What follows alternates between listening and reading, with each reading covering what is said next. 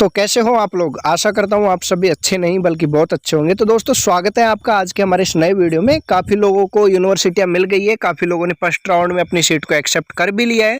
तो आपके बार बार कमेंट मेरे पास ये आते रहते हैं कि भैया हमने सीट को फ्रीज कर दिया, फर्स्ट राउंड में मिला था, अब हमें फिजिकल रिपोर्टिंग के लिए कब जाना है। कुछ लोगों ने सेकेंड राउंड में अपना सीट मिला है, सेकेंड राउंड में अलॉट हुआ है, वो भी अब ये पूछने लग गए कि फिजिकल रिपोर्टिंग के लिए हमें कॉलेज में कब जाना है।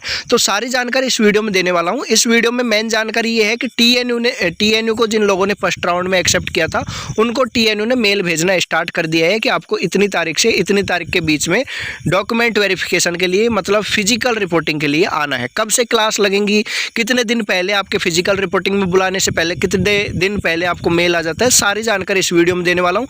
अगर आपको कोई दूसरा यूनिवर्सिटी भी मिला हुआ है ना तो इस वीडियो को शुरू से लेकर अंत तक देखना, बिल्कुल ऑफिशियल जानकारी है।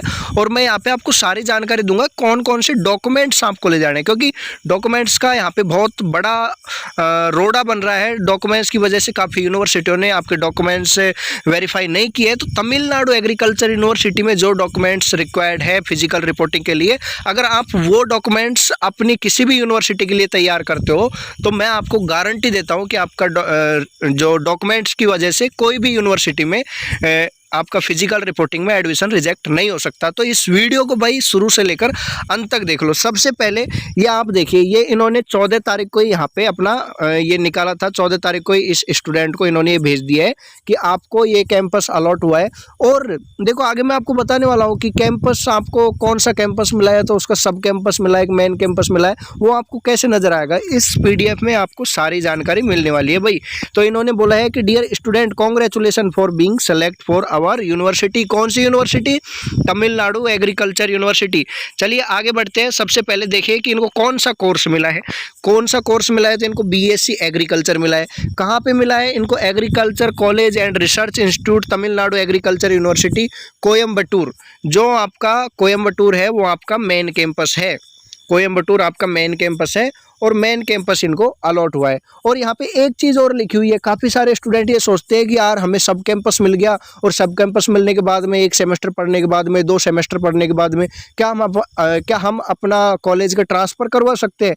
क्या हमें सब कैंपस से मेन कैंपस मिल सकता है? तो यार कुछ यूनिवर्सिटियों में ये पॉसिबल होता है, लेकिन अधिकतर यूनिवर्सिटियों में ये बिल्कुल पॉसिबल नहीं होता है ना। मैंने देखा है कुछ लोग अपनी पॉलिटिकल पावर यहाँ पर यूज़ करके, पॉलिटिशियनों का यूज़ करके सब कैंपस से मेन कैंपस में जाते हुए भी देखे हैं। लेकिन यार अब आपका ये मामला बहुत स्ट्रिक्ट हो चुका है और यहाँ पे आप देख पा रहे हो इन्होंने स्पेशल लिखा है कि college transfer is not possible. मतलब जो आपको कॉलेज मिल गया उसको आप ट्रांसफ़र नहीं कर सकते, ठीक है। और आगे इन्होंने यहाँ पे साफ साफ दिया हुआ है, place of reporting in person for physical verification of certificate and fees payment. तो आपको फिजिकल रिपोर्टिंग के लिए ये जो कैंपस मिला है, काफ़ी लोगों को ये डाउट रहता है कि मेरे को सब कैंपस मिल गया लेकिन फिजिकल रिपोर्टिंग के लिए मेन कैंपस में बुलाया है ना। तो आपको चिंता नहीं करनी है। आपको जैसे इनके मेल में यहाँ पे लिखा हुआ है कि आपको जो नाम दिया हुआ है, जो कॉलेज अलॉट हुई है, उसी में आपको आपके डॉक्यूमेंट्स फीस वगैरह सब कुछ लेकर के जानी है। मेन कैंपस में आने की ज़रूरत नहीं है, ठीक है। और आगे देखें तो you can attend the class immediately after the completion of admission process. काफ़ी सारे स्टूडेंट ये सोचते हैं कि हम फिजिकल रिपोर्टिंग करवाएंगे, फिजिकल रिपोर्टिंग करवाने के बाद में घर आएंगे, फिर हमारा सामान लेकर के जाएंगे और फिर हमारी क्लासें स्टार्ट होंगी। तो ऐसा बिल्कुल नहीं है। जो भी यूनिवर्सिटी मिली है, कोई भी यूनिवर्सिटी आपको मिली हो, कोई भी कोर्स आपको मिला हो, आपकी जब भी फिजिकल रिपोर्टिंग होगी, फिजिकल रिपोर्टिंग के बाद में जिस दिन आपकी फिजिकल रिपोर्टिंग होती है उसी दिन से आप ये समझ लीजिए कि आपकी क्लास स्टार्ट हो जाती है। लेकिन उस दिन क्या होता है कि हॉस्टल वगैरह अलॉट होते हैं तो आप वहाँ पर एडजस्ट करने में लग जाते हो, तो उस दिन से कहीं ना कहीं क्लास स्टार्ट नहीं हो पाती है। लेकिन दूसरे दिन से ही अगर वहाँ के स्टेट वाले बच्चों की क्लासें वहाँ पे चल रही हैं तो आपकी भी दूसरे दिन से वहाँ पे क्लास स्टार्ट हो जाती है। तो इन्होंने तमिलनाडु एग्रीकल्चर यूनिवर्सिटी में, जैसे तमिलनाडु के जो स्टूडेंट हैं उनका यहाँ पे हो चुका है एडमिशन, जो स्टेट वाले स्टूडेंट थे उनका यहाँ पे एडमिशन हो चुका है। तो इनका अगले दिन से ही यहाँ पे क्लास स्टार्ट हो जाएगा, जैसा इन लोगों ने यहाँ पे बताया, ठीक है।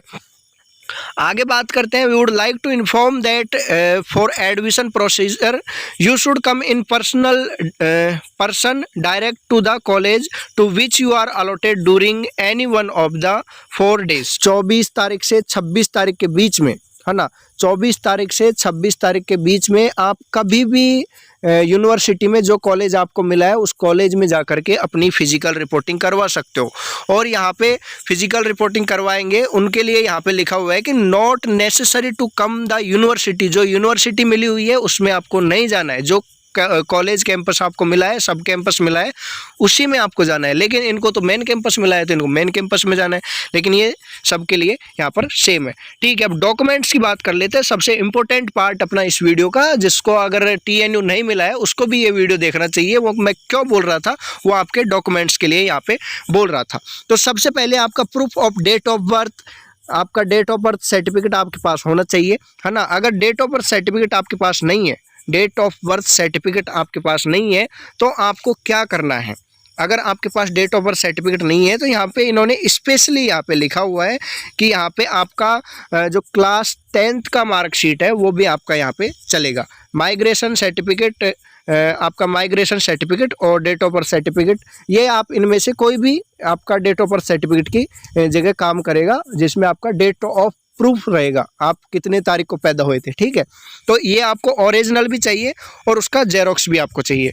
तो आगे आते हैं, all certificate and marksheet grade report related to 10th and 12th। तो 10वीं का जो भी आपके पास मार्कशीट वगैरह, जो भी आपको 10th और 12th में जिस भी स्कूल से पढ़े थे, जो भी आपको सर्टिफिकेट मिला हो, मार्कशीट अलग से मिला हो, ऐसा कुछ भी मिला हो, सब कुछ आपको लेकर के जाना है, ओरिजिनल और जेरोक्स। ठीक है, ट्रांसफर सर्टिफिकेट या स्कूल लिविंग सर्टिफिकेट, तीसरा डॉक्यूमेंट्स आपका इंपॉर्टेंट आता है, ट्रांसफर सर्टिफिकेट और आपका स्कूल लिविंग सर्टिफिकेट। तो आपका स्कूल लिविंग सर्टिफिकेट और ट्रांसफर सर्टिफिकेट दोनों एक ही होता है ना। और आगे आपका आता है admit card issue to the candidate by NTA। जब आपको एग्जाम देना था CUET के लिए, जो आपको एडमिट कार्ड मिला था, वो एडमिट कार्ड आपका यहाँ पे होना चाहिए।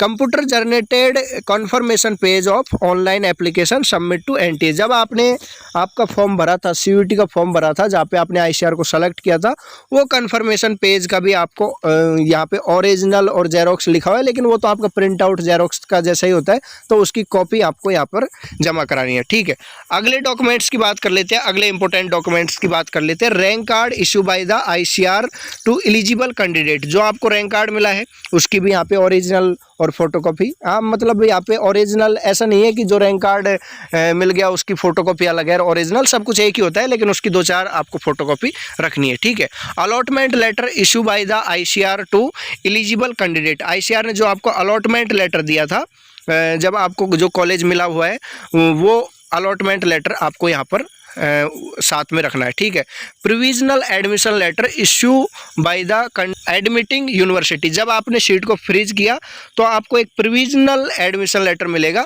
है ना, वो आपको यहाँ पर ले जाना है, प्रोविजनल एडमिशन लेटर। तो उसकी भी आपको फोटोकॉपी की यहाँ पे ज़रूरत पड़ेगी। 6 numbers of passport size colour photograph same as upload at the time of online application of NTA। तो इसका स्पेशली ध्यान रखना यार, जो आपने फॉर्म भरा था, जब आपने फॉर्म भरा था जिसमें जो आपने फ़ोटो लगाए थे, तो हो सके तो उन्हीं फ़ोटो को लेकर के आप यहाँ पे जाना। और 6 फ़ोटो इन्होंने दिया हुआ है, 6 number of passport size photo. ठीक है, उसके बाद में आपका आधार कार्ड, है ना, आधार कार्ड के अलावा copy of passport size, bank की पासबुक। ये बैंक की पासबुक आपको लेके जानी है। ICR में हो, ICR में एडमिशन ले रहे हो, अब अगर अभी तक आपका किसी बैंक में अकाउंट नहीं है तो SBI में अपना अकाउंट खुलवा लो, और किसी दूसरे बैंक में भी है तब भी SBI में खुलवा लो। ठीक है, क्योंकि SBI में आपकी स्कॉलरशिप आने में कोई दिक्कत नहीं होगी। और TNU में तो स्पेशली मैं आपसे बोल रहा हूँ कि SBI में खुलवा लो, आपका जिस दिन स्कॉलरशिप डलेगा तुरंत की तुरंत आ जाएगा। वरना और कोई दूसरा बैंक है तो उसमें टाइम लगता है, और कई बार ऐसा भी हुआ है कि आपको आखिर में जाकर के SBI में खाता खुलवाना ही पड़ता है, क्योंकि वो स्कॉलरशिप आती नहीं है। दूसरे का क्या एग्जांपल दूं, मैं मेरा खुद का एग्जांपल दे रहा हूं। मेरी स्कॉलरशिप, मेरे क्लासमेटों की स्कॉलरशिप पहले आ गई थी और मेरी स्कॉलरशिप 2 महीने बाद आई थी मेरे बैंक की वजह से, तो मेरे को आखिर में जाकर के SBI में खाता खुलवाना पड़ा था। ठीक है, अकाउंट खुलवाना पड़ा था। आगे इन्होंने बोला है डोमिसाइल सर्टिफिकेट। तो डोमिसाइल सर्टिफिकेट भी आपको ओरिजिनल और उसका जेरोक्स दोनों चाहिए।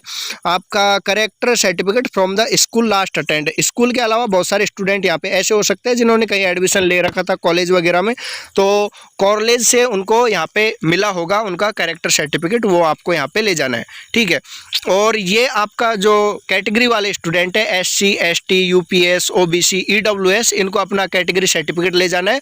और ये आपका सेंट्रल गवर्नमेंट का होना चाहिए भाई, सेंट्रल गवर्नमेंट का होना चाहिए, इशू बाई आपका जो ओरिजिनल अथॉरिटी है उनके द्वारा इश्यू होना चाहिए। ऐसा नहीं कि आपने इंग्लिश में बना लिया और उसको ले गए कि ये हमारा कैटेगरी सर्टिफिकेट है, ऐसा नहीं चलेगा। सेंट्रल के सर्टिफिकेट के लिए मैंने आपसे कई बार बोला है, बार बार वीडियो में बोला है, फिर भी आपने अभी तक नहीं बनाया, तो ये आपकी गलती है, ठीक है। मेडिकल सर्टिफिकेट का इन्होंने बुलाया है in case of person with benchmark disability, ठीक है, issue bye medical officer of any government hospital along with description of the kind and degree of disability. मतलब किस वजह से आप डिसेबल हो वो सारी चीज़ें आपके मेडिकल सर्टिफिकेट में मेंशन होनी चाहिए। अगर आप मेडिकली डिसेबल हो तो आपको मेडिकल सर्टिफिकेट की यहाँ पे ज़रूरत पड़ेगी, और अगर आप स्वस्थ हो तो आपको कोई दिक्कत नहीं है, ठीक है। और उसके बाद में इन्होंने स्पेशल बोला है saving bank account national bank prefer in state bank of India, SBI का देखो इन्होंने यहाँ पे दे दिया है। मैं आपसे ऊपर बोल रहा था लेकिन इन्होंने इस बार अपने डॉक्यूमेंट्स में दे दिया है कि आपको एक सेविंग बैंक अकाउंट होना चाहिए। वो क्यों होना चाहिए, वो आपकी स्कॉलरशिप के लिए बहुत ज़रूरी है। और एक यहाँ पे पैन कार्ड भी है, काफ़ी लोगों के पास पैन कार्ड नहीं होता है, भाई पैन कार्ड बनवा लो, पैन कार्ड आपका बहुत जल्दी बन जाता है, ठीक है। If not available same can be obtain after admission, ठीक है। After verification the original and one set of Xerox copies of all the above mentioned certificate are to be submitted to the office of the dean of the concerned college by getting acknowledgement receipt. Okay, future you have to pay the first semester fees, one time payment eight the time of admission and hostel fees. जो मैंने आपको video की शुरुआत में बोला था कि आपका A फीस, B फीस और C फीस, A+B फीस आपका फीस है फर्स्ट सेमेस्टर का फीस, और C फीस आपका है हॉस्टल का फीस, जो यहाँ पे बिल्कुल क्लियर कर दिया है। तो कितना फीस आपको जमा कराना है ये तो मैं आपको, आप यहाँ पे देख पा रहे हो, इसका आप स्क्रीनशॉट ले सकते हो। अगर आपको TNU मिला है सेकेंड राउंड में कभी भी, तो आपको इतना फीस आपको देना पड़ेगा। देखो ये TNU का फीस बता रहा हूँ, ये सभी कॉलेजों का फीस नहीं है। तो आपका A फीस है वो यहाँ पर 23,000 रुपये भाई, फीस थोड़ा बढ़ाया है, पिछले साल भी बढ़ा दिया था, है ना, हमारे टाइम पे ये थोड़ा कम था, अब की बार बढ़ा दिया है। और B फीस आपका 11,000 ही है। B फीस क्या है, वन टाइम पेमेंट, ये आपको एक बार ही पेमेंट करना है। और उसके बाद में C फीस आपका आता है आपका ये हॉस्टल का फीस, जिसमें से आपके 5,000 रुपये तो रिफंडेबल होते हैं, 5,000 रुपये आपके रिफंडेबल होते हैं। ये जब आपकी डिग्री पूरी हो जाती है तो आपको 5,000 रुपये रिफंड कर दिए जाते हैं, है ना। तो ये सारी बातें हैं जो मेरे को आपको बतानी थी। TNU के फर्स्ट राउंड का जो जिन लोगों ने सीट को फ्रीज किया था उनको यहाँ पर आ चुका है मैसेज कि उनको 24 से 26 तारीख के बीच में, 24 से 26 ही है क्या, एक बार मैं भी यहाँ पे आपको दोबारा से कंफर्म कर देता हूँ, है ना। 24 से 26 तारीख के बीच में आप कभी भी यहाँ पे अपना डॉक्यूमेंट वेरिफिकेशन, फिजिकल रिपोर्टिंग सब कुछ कर सकते हो। तो ये आपका TNU का था।